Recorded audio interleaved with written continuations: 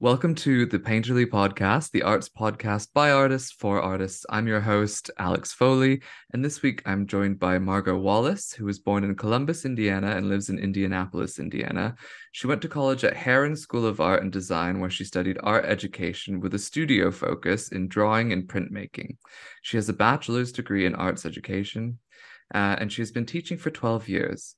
The first 2 years of her teaching was at an inner city elementary school, James Russell Lowell IPS, and the last 10 have been at Avon High School on the west side of Indianapolis. She primarily works in graphite, but sometimes ventures into chalk, pastel, or oil paint to break it up a bit. So, welcome. Thank you for joining us. How are you doing? Thanks for having me. I'm good. How are you? Yeah, I'm well, thanks. Why don't you tell listeners a bit more about your practice, what it is you do for your own art, and then we can move into talking about teaching. Okay, so I pretty much just draw with pencil all the time. Um, and my subject is usually like people. I don't really venture outside of drawing portraits and figures very much, which I probably should, but it's fine. Let's stick with the people. Um, and I like to digitally alter my images and kind of work with transparency and layering and cropping and I don't know, try and make them not just the image that I use. Yeah, you Push them have that past it. that very sort of glitched effect to a lot of your pieces, Mhm. that nice mix of like traditional media with digital effects. Cool. Well, thank you. Yeah, I was actually digging through your because I was a bit nervous. I was thinking about the fact that like I've done what 4 episodes now, and I've like ostensibly called the podcast Painterly, but like everyone's worked in graphite or like drawing. But I saw that you've done some paintings, which I was thankful for. You've done some Yeah. like cute little like miniature landscapes, and yeah, you've definitely painted in the past. So I feel a bit better. Like that we do have people on who paint, so that's good. Yes.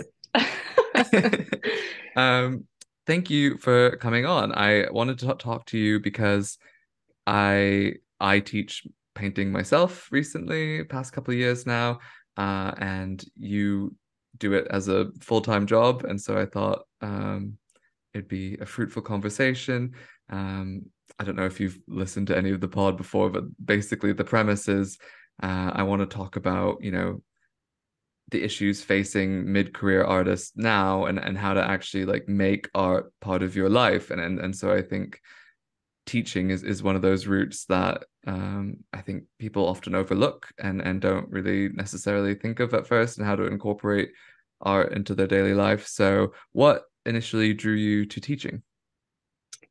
So, my first initial motivation was that my this is so dumb.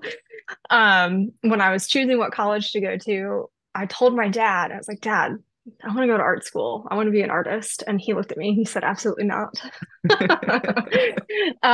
Because he, wanted me to end up with a job and steady income and to be comfortable and not have to like be a starving artist, quote unquote. Um, and so we did a couple of college tours and I landed on art education. And he was like, that sounds great. And I was like, cool, let's give it a try. And literally the first like 2 weeks of school, I changed my major to painting. I'm done with this. I don't want to take speech. I'm too shy. Because that was a requirement for my degree was to take speech, and I was very, very shy child. But I ended up getting over that shyness kind of, and I was just like, all right, let's do this. And I promise there's a point to this story. After my first speech, which usually in speech class, it's a demonstration speech is the first one. And so I taught the class how to draw a portrait. And my speech teacher was like, I know you're in art education. I think you're on the right path. And it was like the perfect motivation. I was like, oh, cool. Okay. So maybe this is something that is up my alley. Um, and here we are 12 years later. The old bait and switch and then switch back. Yes. Yes. So I Uh, did go and switch my major back to art ed.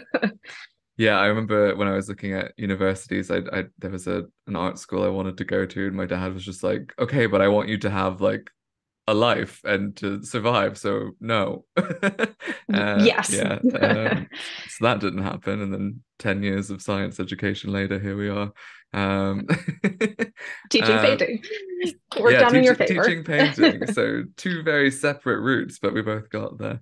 Um, and tell us a bit more about sort of the type of teaching you do, like the classes, how are they structured? What age do you teach? Um, so I teach 14-year-olds through 18-year-olds, so freshmen through seniors in high school. Um, I teach so many things. This is not normal. Just an FYI, this is not the normal like case the course load and everything. Most people teach like 2 or 3 classes, but I teach 8 different classes over the course of a school year. I do intro to 2D, drawing 1, 2, 3, and 4, which are all separated out. They're not in one section. And then I teach painting 1, painting 2, and AP art and design. So And for the global audience, like AP is advanced placement, so yes. kind of you get college credit if you take it or university credit, right? Yeah, Yeah. depending on which school you end up going to, some colleges won't accept the AP credit and some do, Okay. which is silly because the class is really difficult. So I think that every college should accept the AP credit, but what do I know? Nothing. Um, yeah, so I guess my own backstory with teaching, I never had any plans on teaching art. I was walking through my local cafe one day on the way to post some paintings that I'd sold through the mail, and my friend, he's now one of my very good friends, James, who was working behind the counter, asked me what was in the package, and clearly a slow day, and was interested. And I said, oh, it's a painting, and he asked to see my work, and I showed them my Instagram, and he said, oh, well, you have to teach it here. And I just thought, oh no, no, no, no, I've never I've never thought about teaching. I wouldn't know where to begin. Um, and I certainly don't think I'm anyone to teach anyone. I don't know what I'm doing myself, and I feel like half of my paintings don't come out anywhere close to how I want them to. So who am I to teach? But then he sort of reassured me and just said, "Well, just try it once and see how it goes, and remember that like you can teach absolute beginners." And so I set up a little trial and error session in the cafe, like in the cafe, where I just taped down some paper and brought some paints in and sat everyone down to start teaching them. And that's yeah, honestly like a happy accident how I got into it, but less thought through than your education. But I'm sure you're a lot better of a teacher than I am. You never know. I've never seen you teach, so I can't critique. Yeah, I'm usually quite drunk. I teach adults, so it's a It's a different situation. different situation. I have to have a few glasses of wine beforehand.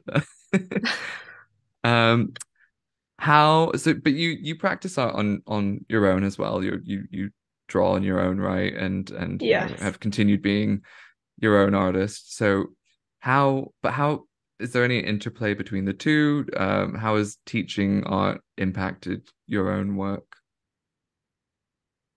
Okay, so I did not make anything of any sort of like worth until like year 8 or 9. Like it takes that much out of you because it's hard to explain, but you have to be emotionally available Mm, from 8 a.m. to 3 p.m. for 150 or more other people, not even yourself, just everybody else, making decisions for other people, like so many things. So, um, like you really got to get your feet under yourself before you can start. Well, okay, let me say this really quick. This is just my opinion and my experience. Some people have no problem with like making art straight out of college into teaching, continuing to make art through teaching. They don't have to take a break. I took a long break. mm, Um, so because I really needed to like since I switched schools, teaching elementary is like I would go to bed at like 7:30 every night. wow. It's so hard. It's so different. And then teaching high school, you get a little break. You can like try and like make some stuff while the kids are making things. So like I didn't really like sit down and focus on myself artistically for a really long time. Mm. Um, but now that I have, the art making has changed my teaching, which is quite Mm. interesting. It's changed it quite a bit, actually. In the last couple of years, I've changed a lot of ways that I approach how I teach certain mediums, and certain content. Can you give an example, like of how Sure. that's changed? So my painting class is completely different, like my painting one. I used to do, all right, we're doing acrylic for this. We're doing acrylic in still life and landscape. Watercolor, we're doing plants. And oil paint, we're going to paint the skeleton. Like I've got a skeleton and they can take photos. And Mm. we're going to paint a skeleton and then we're going to do a surrealism project. So I got in 5 paintings that were more or less complete depending on the kid. Um, and now what I've done is we do 3 weeks of color theory. No, 2 weeks of color theory. Then we do a week of only acrylic, where I teach them like your base techniques. And then we do a week of watercolor, again, base techniques, time to experiment, time to, practice with a picture if they want to. Um, and then a week of oil painting. So again, base techniques. We've got like a still life picture of just white forms that we practice like value, and then they can do glazing and dry brushing and like all the different techniques that you can like use with oil. And then we finally start painting. So we're like 5, 6 weeks into the semester before we Wow. even get to a painting. Um, and I thought that the kids were going to hate it, that it was going to be really tedious for them, but I love Mm. it. It's great. Because then I open it up. So, like, if you want to do watercolor for all 3 paintings that we do, sure, why not? You're going to get a chance to like dive into that medium. And that's what my drawing has changed, particularly for my teaching, is like giving them the opportunity to choose a material that they really enjoy and like become an expert as much as you can in the remaining weeks of the semester. That's great. It's So, great you get like I mean obviously it's a school setting so you would but you get that dedicated time with them over like the course of weeks. mhm. I often find because I don't do like a course, I do like a drop-in paint and sip session. And so I have 2 hours and they may never come again. And so like I'm trying to just like throw anything at the wall that will stick. And Mhm. there's no real lesson plan. There's no, I've just picked up whatever I'm gonna eat later and like made a still life out of it and just said go. Um but I often wish I had like the ability to kind of like start from scratch and then like progress. Yeah, it's interesting what you said about like it being quite emotionally taxing to have to be that available. I think when I think back to my arts education in school and in public school in America, like you must get a lot of the sensitive gay kids who want to come to you and Yes. have a safe space and sort of yeah, I think art teachers get kind of a lot of that those kids who need that empathy and grace. Yes. All day, every day. My sweet children. We have Oh. lots of it's one of my kids was crying the other day, and I was like, this is a safe place to cry. I was like, this Mm. is the safe room to cry because I cry here on a regular basis, and you can cry here on a regular basis. Oh. So sweet babies. I've Yeah. had in the last like 2 weeks, we're on fall break right now. But okay, in the last 3 weeks, I had 2 kids be like, "You should be a therapist," and I was like, "No, because I'm going to therapy myself. I don't need to give other people advice yet." I need therapy Uh, after I get out of here. yeah, honestly, I tell them that all of my wrinkles, I've named them after the kids. It's like this one's Mandy, and this one's another, and they're like, "Oh God," they I laugh at me. remember I had an art teacher in high school whom I loved. She was wonderful and really brought the best out of me. And then I remember um probably 3 years after I graduated, she got fired for like smoking weed with the students behind the school. And I just thought, Shut up. I was like, yeah, that makes sense. Um, I Wild. think I don't do that, just to clear the air. no, I'm not suggesting it for anyone's pedagogy. I don't know. I certainly don't produce my best work when I'm stoned, and I don't think anybody else would get the best out of me for teaching. uh, um, Speaking of pedagogy, so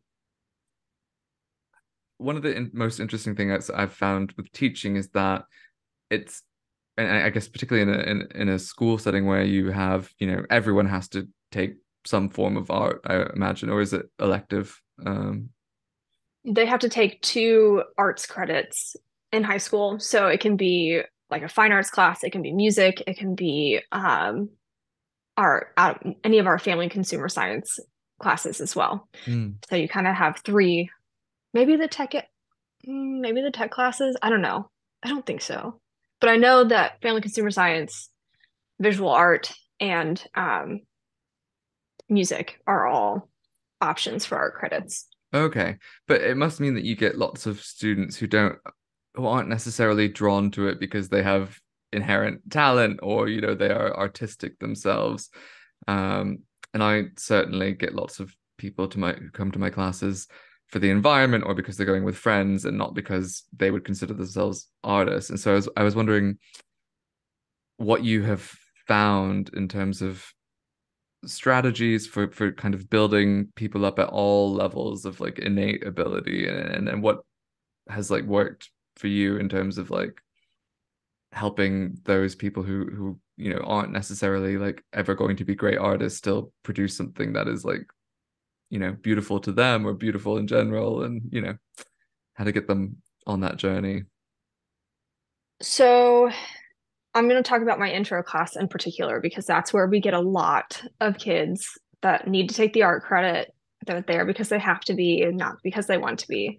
Um, and most of those kids are 14. So at this point, they still have some of that childlike ability to just kind of go for it and like jump off the deep end, essentially.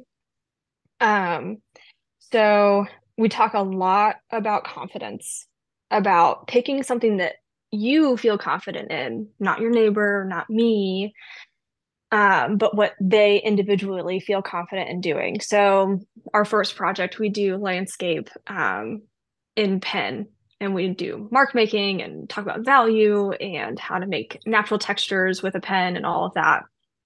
So a lot of it comes down to me talking to each individual kid because I give them 3 levels to choose from. Do you want to go realism? Do you want to go middle of the road, kind of realistic, but kind of illustrative? Or do you want to go illustrative? So they have first project 14-year-olds coming in. Most of them haven't taken art since like 5th or 6th grade. So they've had a 2-year gap. And I give them like choice. And they're just like, what? We drew SpongeBob at middle school. And I'm like, we're not drawing SpongeBob here. Um, but then I get the opportunity while we're practicing and doing all of the like legwork, choosing our style, practicing the different techniques to talk to each kid about where do you feel confident? What about this are you looking at that you see that looks like the tree that we're trying to draw? And so like getting them to point to things not of the negative, what do you think is going wrong, on that positive, like, okay, so what do you think is going well? Some kids will be like, oh, I don't think anything's going well. And I'll be like, well, this is what I'm seeing here. Like this tree is looking very much like what you've sat down to try and draw. Like, look at the value you've placed, look at the highlights that you've included, look at that texture that you've included. And like, they're like, oh, yeah. And so, like, my job is to help them rationalize that they're doing the steps, quote unquote, correctly, right? Mm, Because what an art is correct, unless you're going for like super hyper realism. Um, and that kind of helps break the ice. mm, And then we can get them to like just continue to trust their decision making and try yeah. and make things that they're going to end up enjoying working on. So you got to start with that. That So was the just whole point of that story, was to start with the confidence building. yeah, yeah, that makes a lot of sense. You just have to kind of point out the achievements until the rest of it falls into place.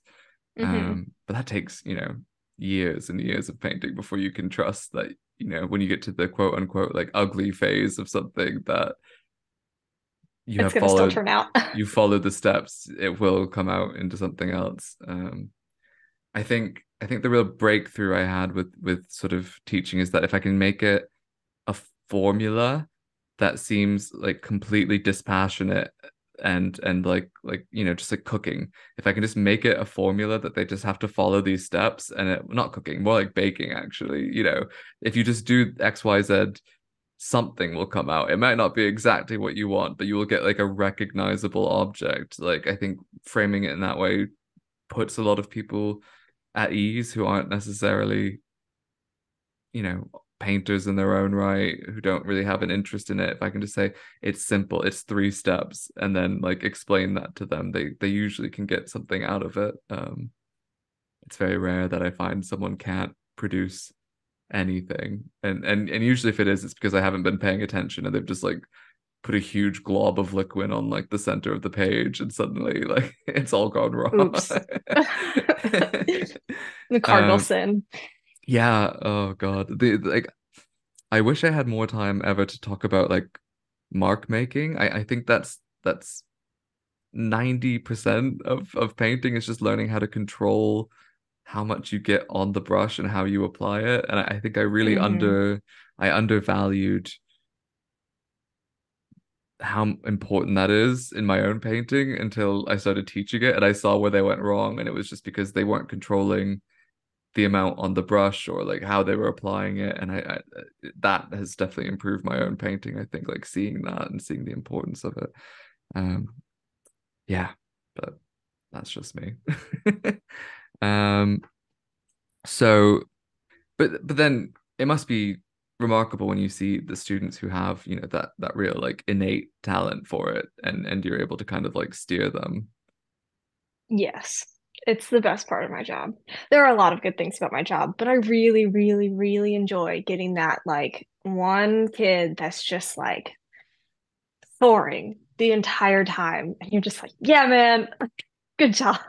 Like just be their cheerleader and just be like, keep going, keep going. You've got this. Yeah, I I've think got I one. was sorry, go on. Oh, I was just gonna say I've got one kid like that right now. She's a junior, and we were doing uh, charcoal. And I walked over to her and I said, "How did you do that?"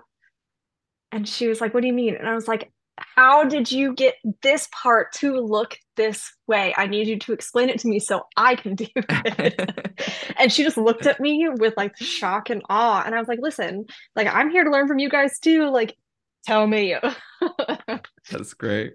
Were you like sort of the jewel in your art classes or no? Oh no. I mean, I was good, but I wasn't. My friend Christiana, this child, oh man, is she so like holy shit, so talented. And she was the crown jewel of my grade.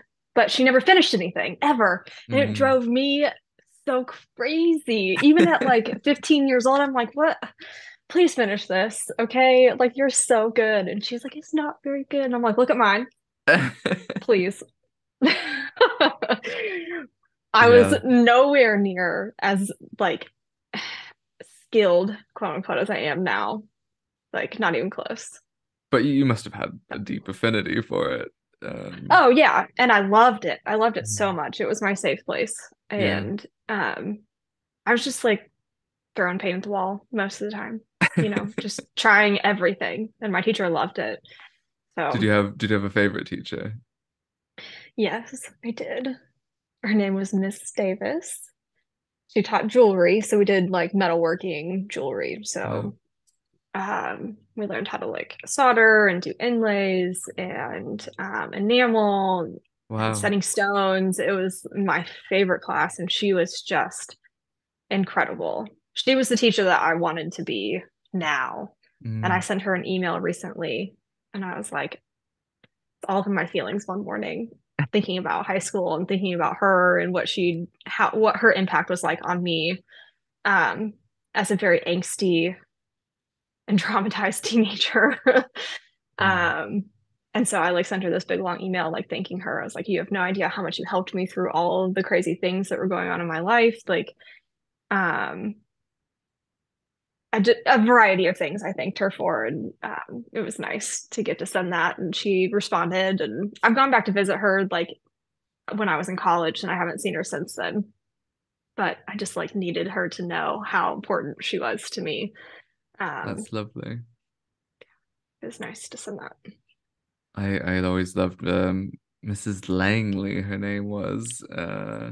I would do like the after school art classes as well that she did at like the rec center, and um I loved every second of it. My parents were like super keen on me doing sport. Like everything had to be, every if you could, if there's a ball involved, like I played it. And I hated it. So like whenever I was able to do art after school, it was bliss.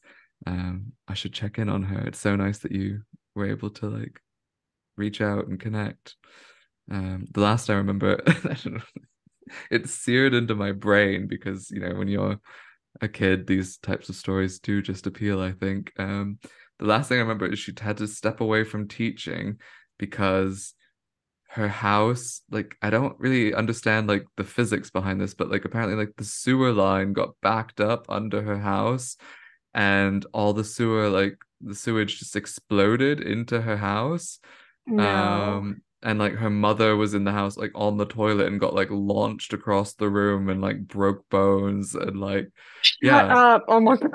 I remember this No. so clearly, and just like how she had to like deal with the cleanup, and it was like a traumatizing event for her, but like obviously as like a preteen or whatever, like all I could think of was like just like the poo like flooding her Oh house. God.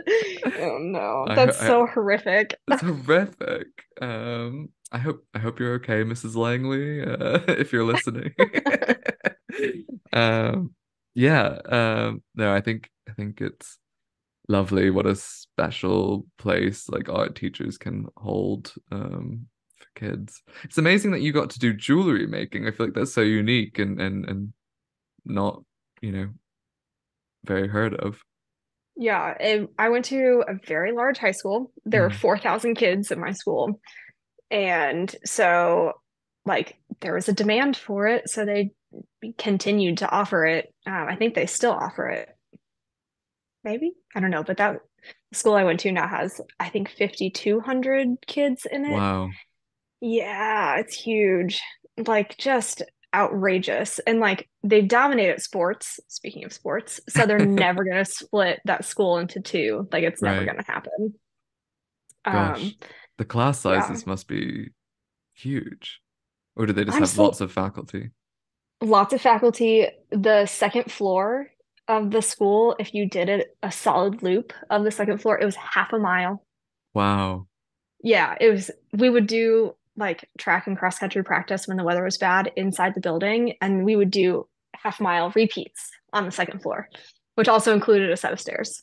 It wasn't very many, but it was like 10, 15 stairs. I can't I can't imagine that's disruptive at all for the classrooms below.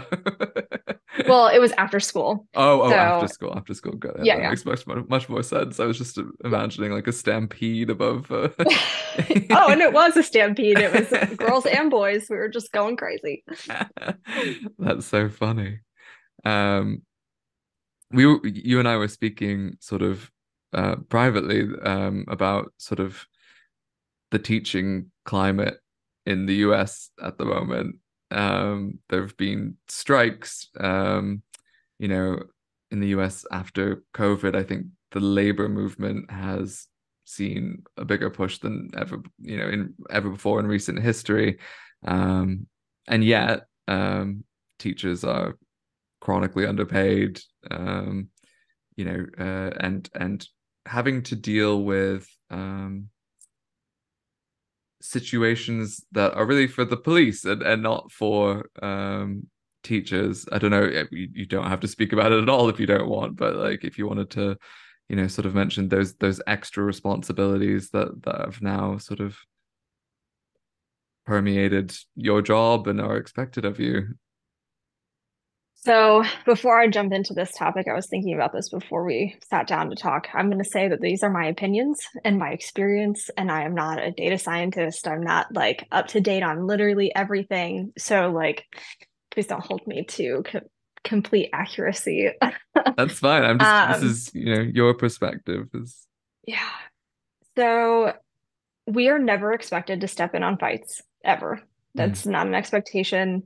Um, People can feel that way in certain schools if the administration isn't very supportive or isn't trying to take a strong arm against, kids being violent towards each other. We do have an Avon Community Schools Corporation, like police department.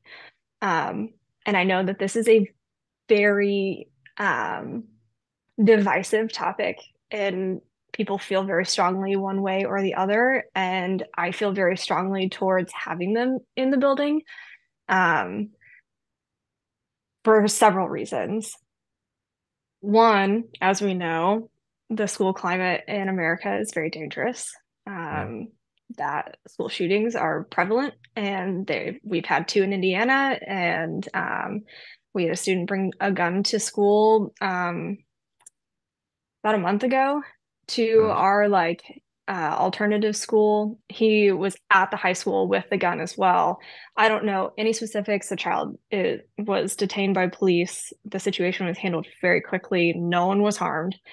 Um, but it was very unsettling. Mm, um, and so like having our SROs at school, I think is a good thing. They were able to be in that classroom with that kid like almost instantly.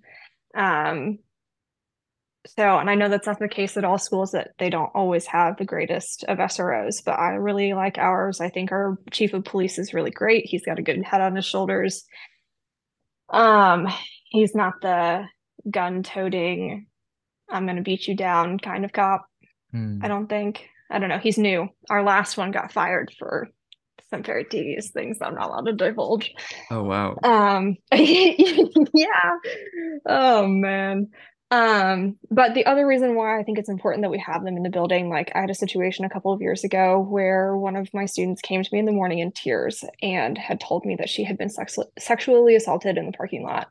And so it was like we went straight down to the counselor's office. We were in the counseling office within like 2 seconds. An SRO was there, and the kid was like arrested.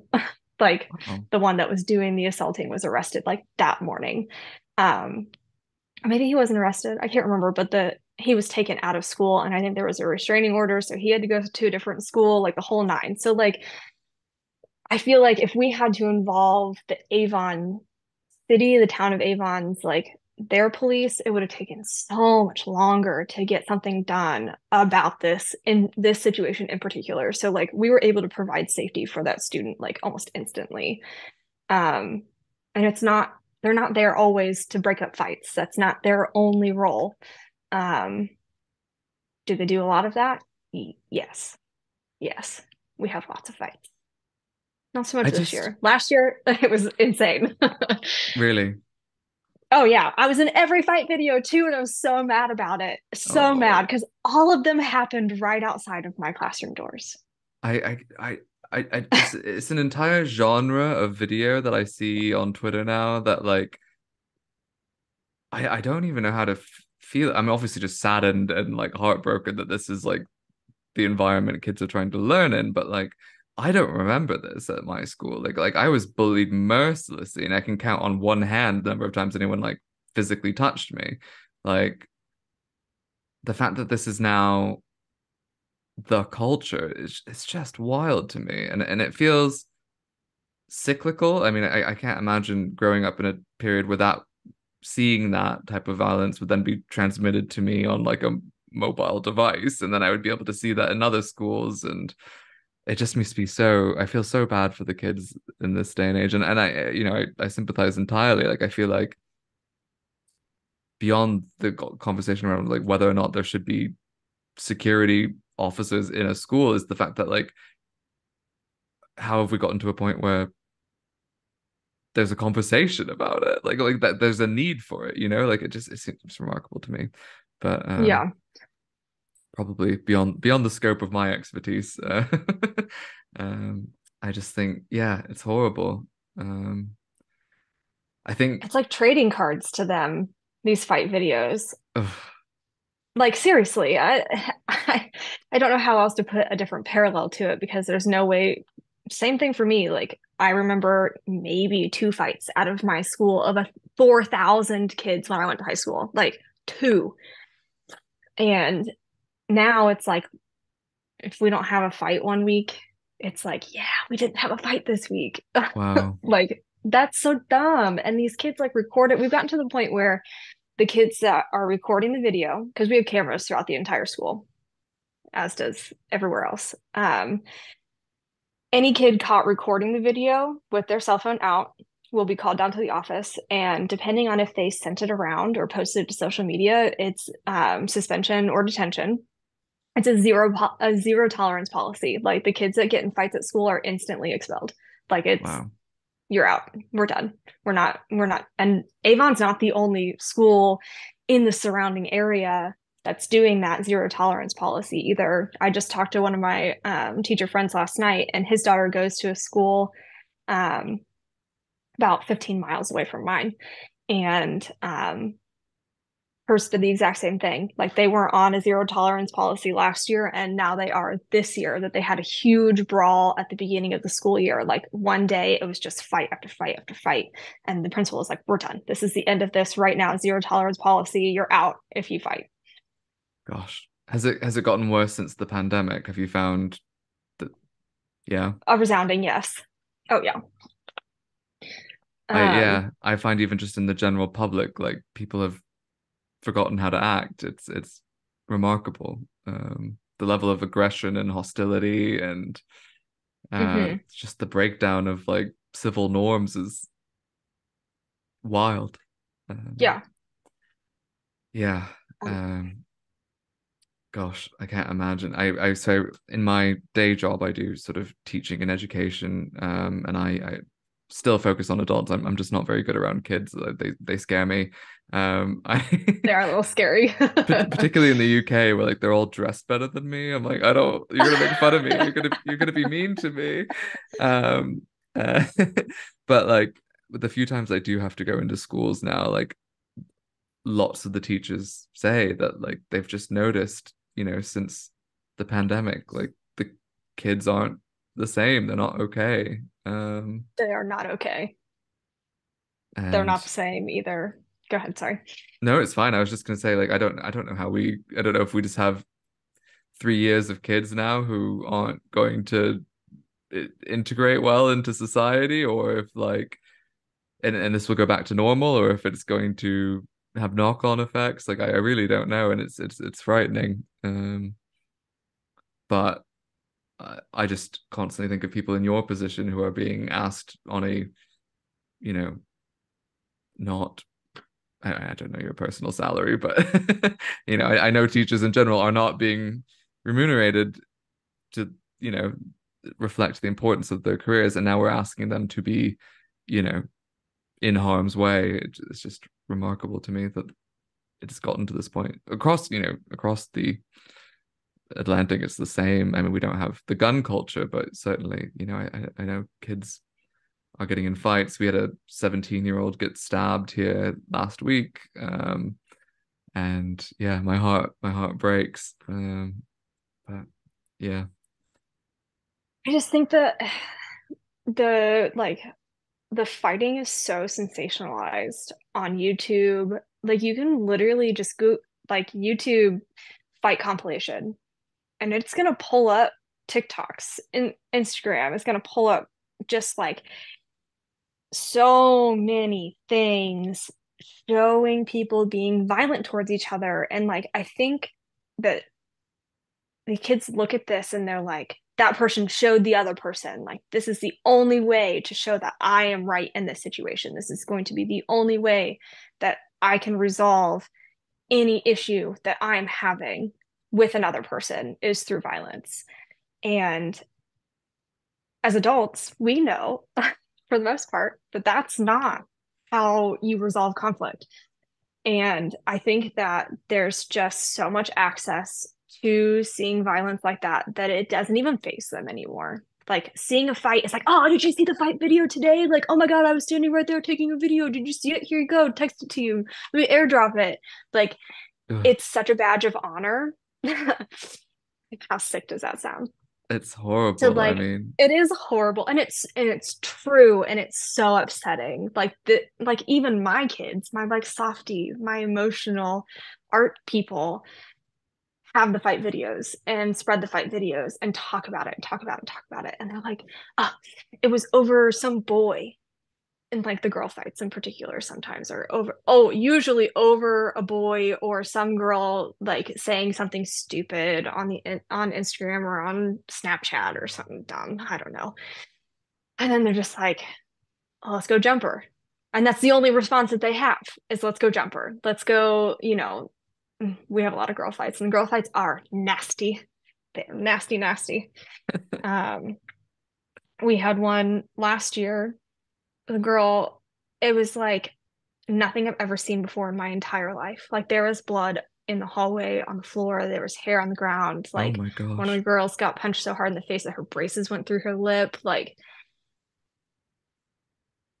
just nasty, nasty. And that was the fight that started the zero tolerance policy because it was real bad. And like parents pressed charges and it was as, rightfully so because one of the girls was on the ground being, I should probably not talk about this anymore. Yeah, It was no, too it's intense. you don't It need was to too get intense. into I'm sorry, no specifics. details. Yeah. Yeah, it was Oh it was God. nasty enough that that's where it went.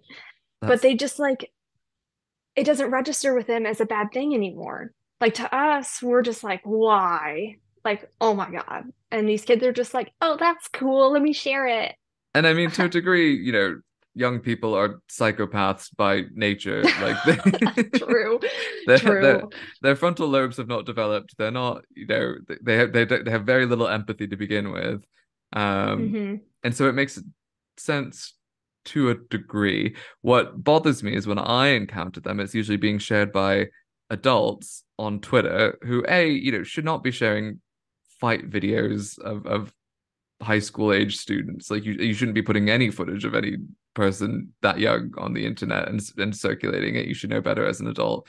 But what bothers me even more is that it's always sort of in a racialized context. They always try to put this like racial bent on the fights and show like this is why like you know it starts young or whatever, and it's all engineered to kind of like get your cortisol going and to get you like riled up and in like a defensive for what engagement for like a few Twitter bucks from Elon Musk, and the fact that adults are sharing these too is horrifying. But yeah, sorry, I feel like we've moved so far away from arts education, but I just wanted to take a moment to like reflect the fact that like your job is so much broader now than just teaching art. Yeah. Yes. Yes, it is. So much broader. Yes. And it unfortunately includes unsavory things like that. I Mm, think we've all lost some empathy towards others, um, specifically the young kids. Like, yeah, I, they'll get there. It's just a tough time right now. I think we're all still kind of reeling from lockdown and uh, relearning how to be personally responsible for yourself and yeah, for the people around you. yeah. So we're getting there. We moved from isolation to back in daily contact without ever really processing it. Yeah. But yeah. So with that said, what are your concerns and your hopes for the future landscape of teaching? Do you think it's going to get better? Do you think it's going to get worse? I think it's going to get much worse before it gets any better.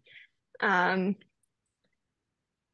my state in particular has taken a very firm stance against supporting LGBTQ plus people, and it is very, very I just some of the things that they have passed in this last year have made it very, very difficult for me to want to continue teaching Mm. because they go against every fiber of my being. And I just like, I'm sure this is the case pretty much everywhere. Politicians really don't have an idea what it's like to be a regular person, not even a little bit. Mm. Like, they've usually come from a place of privilege. They've had every opportunity provided to them in most cases, not all. I want to say that I'm putting a blanket statement right now as my opinion from an outsider looking in on Indiana politics, that it does not encompass enough of people who truly understand what it's like to be just a straight up normal person trying to make ends meet, like trying to be the best person that they can be. Like they just don't, they listen to such a small, select few that are very loud about their very biased opinions on what's right and what's wrong when it comes to education. And they have no idea. They have no Yeah. idea. They can't know. And like, I think every politician everywhere should go and be a substitute teacher for a month. It would change their tune on the state of education instantly. Instantly. Because, like, yeah, you can go and observe, but the teacher who set up the norms in the classroom is there. So the Right. kids are relatively behaving. Relatively. You've always got the few squirrely ones. Um, but like you will not know what it's truly like until you walk into that classroom as a substitute teacher and the kids just don't give a shit at Yeah. all. They're like, fuck you. Like I went and subbed for a class and I was walking around and these kids were sitting there. Introduced myself like, hey, I'm Mrs. Wallace. I'm one of the other art teachers here. Like, you know, it was a digital class. So I was like, I won't be able to really help you with any of the steps because I do drawing and painting. But, if you have questions, let me know. I'll help you try and figure it out. And I walked past these two kids and I said, well, you haven't logged in yet, have you? Oh, we're done. Oh, are you? You want to show me? No. Wow. Yeah, to another teacher at that high school. Like they could have me as a teacher next semester. So like Gosh. I was like, cool, great, have fun.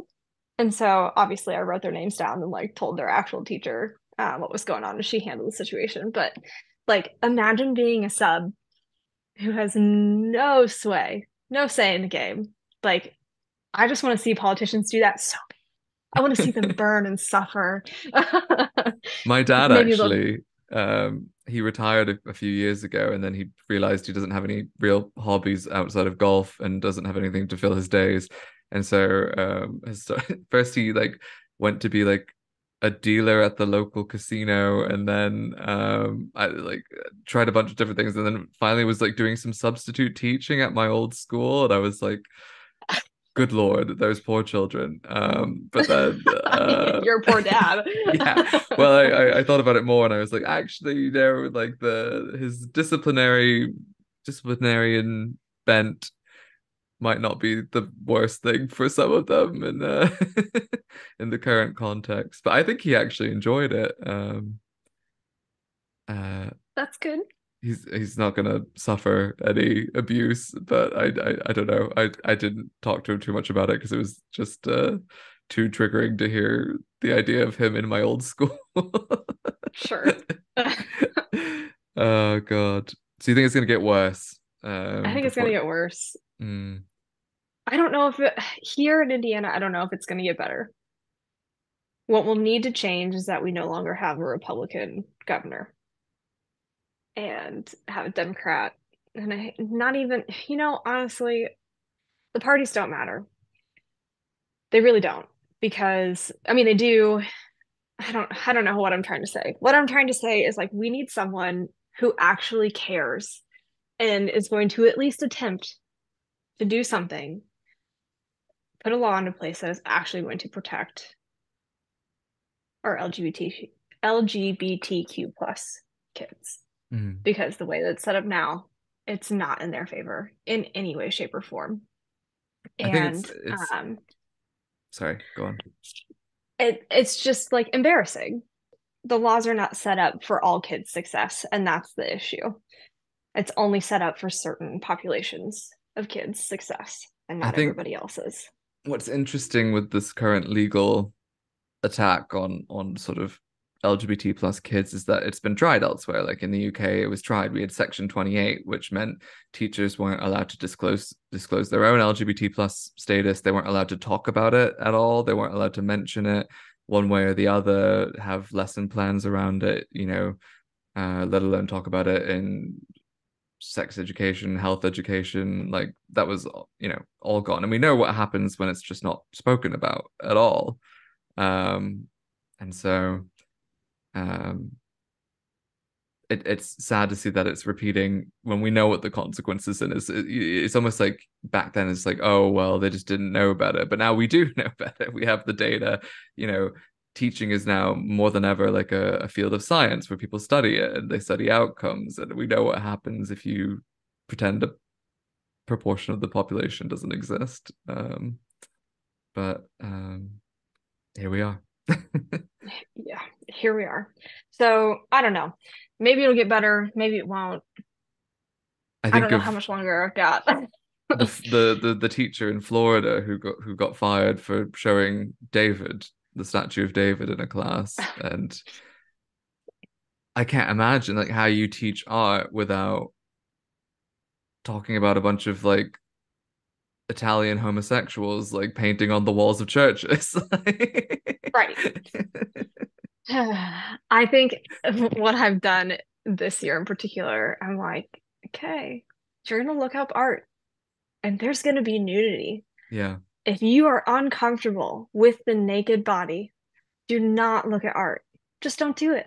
Look at landscapes. You won't see naked people there. Like, And don't look up sometimes you anything will. figurative, and sometimes you will. Yeah.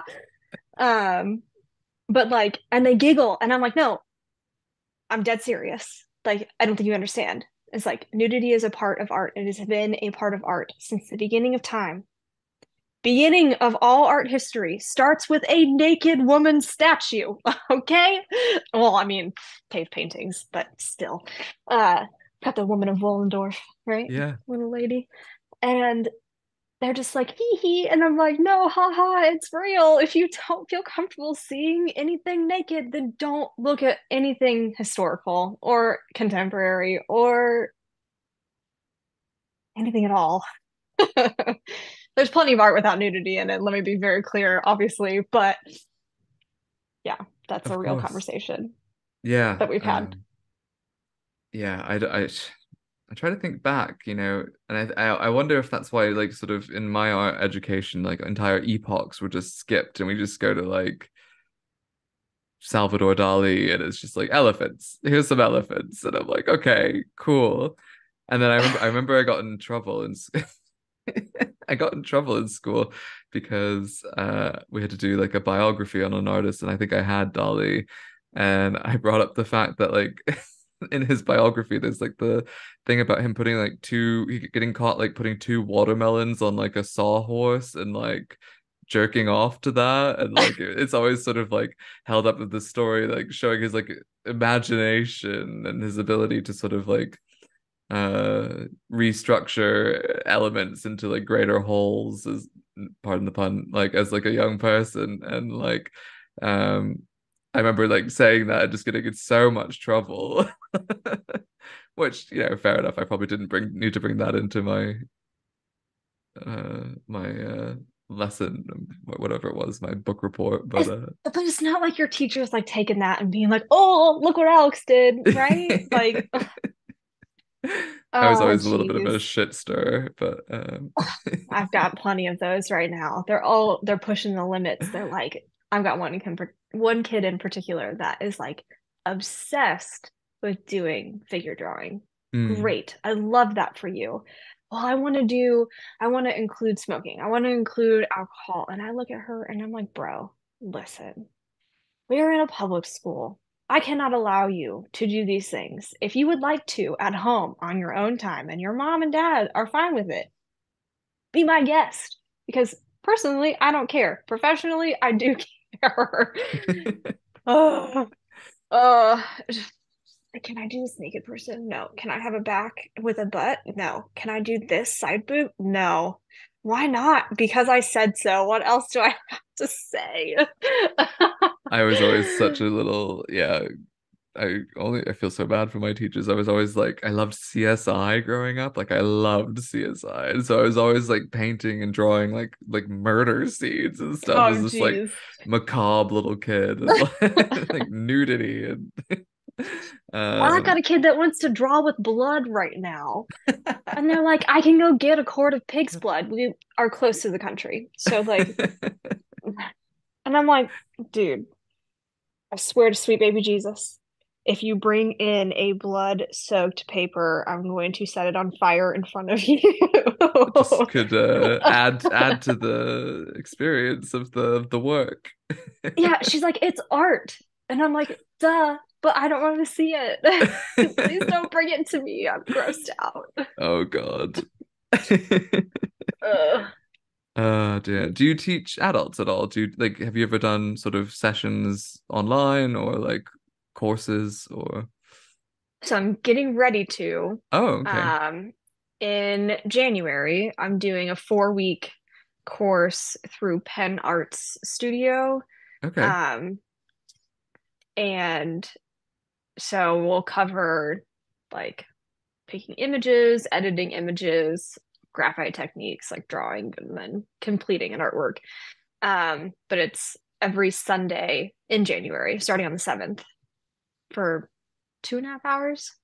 It's all through Zoom. This is the first time I've ever done this. So like they have to like I have homework and then I have to submit their work online and then I can review everything before the next session and like I don't know, it's gonna be really interesting. I'm really looking forward to it. I think it's gonna be a good segue into something like this that I could potentially do because like I said, like I don't know how much longer I'm gonna last in public education. Yeah. Um, so maybe this is something that I can do on a regular basis. Um,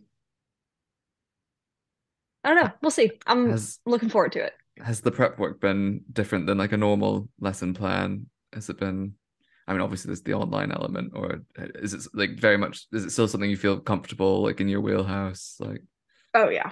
yeah. It's like the way that I had to like do the proposal for the course was literally how I would write a lesson plan in college. Mm. Like step for step, what's going to be covered in this lesson, how long are we going to spend on these things. So am I going to have a PowerPoint with historical context and like how are we going to yeah, it was literally like a college assignment. That's cool. Yeah, I think I'm always so lost in terms of like lesson planning and what to do, and I'm just winging it. You should send some over for me. I I'm always can. like, I It's just really pick like a straightforward, so I pick a topic and then I just usually like find a fruit or vegetable that I think can like illustrate that. Like, can't tell you how many times I've done like today we're painting radishes because we can blend from one color to the other, and it works really well. But like, I eat a lot of yeah. radishes now. I never know what Get a I'm lot of doing. salad. Yeah, a lot of salad, a lot of lemons, making a lot of lemon water.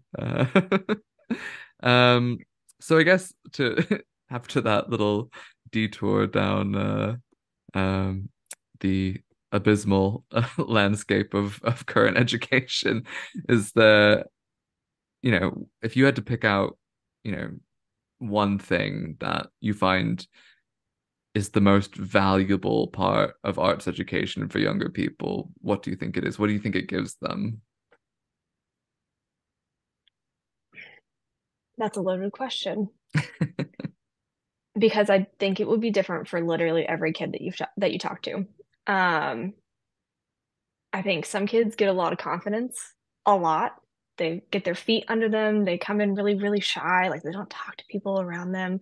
I've got one of those right now, and she's opening up finally. Mm. Oh, finally. I'm just like, welcome to my side. Because I was that kid who didn't speak to anybody until I was 20. And that's a hard life where you don't Mm. really talk to many people and like you're just kind of like in your own little like I don't know. Making friends is hard just in general. And I'm just like glad that she's starting to like open up to the people in the class that she's in right now and like join the whole class conversation. And so like for her, I think it's a comfortable place and it's a place for her to build confidence in herself. For some other kids, it's just like I came in, I dominated, and I'm done. It's great. And they have like kind of no emotional attachment to it. And then other kids, it's just like, you saved my life Mm. kind of place. So I think there's a nice range of um, effects that the art room can have on teenagers. It's all over the place. There's no one right answer, I don't think. And what would you say to any artists or aspiring artists out there who are thinking about going down the teaching route, other than Get Out, which is what it sounds like from the last. I don't want to say get out because we need teachers and Mm. we need people that are passionate about it to stick with it. Um, Me saying that I don't know how much longer I'm going to last is something I never thought I would ever say. I've always remained the stance that you're going to be dragging me out by my feet when I'm 65 and making me retire. Like that's has always been my opinion until the last 5 years, 4 years really. Um, where it's just policy after policy, world event after world event that has just drug it down and drug it down and drug it down. So I'm hoping that things do get better. Do I have confidence things will get better? Absolutely not. So to the people that are going into it, I think my best advice is like go into it with an open mind. If you don't love it, find something else.